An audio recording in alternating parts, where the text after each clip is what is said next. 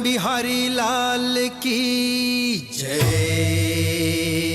मोर सन न न न न न न न न मोहा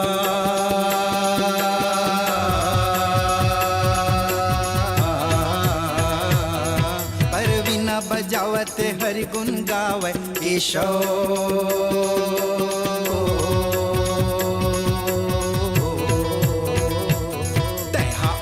लाज बचा दे बेगा मोर भाई मोहन भरे सभा दरबार में गा। मोर भाई यहाँ आकर लाज बचा दे बेगा मोर भाई।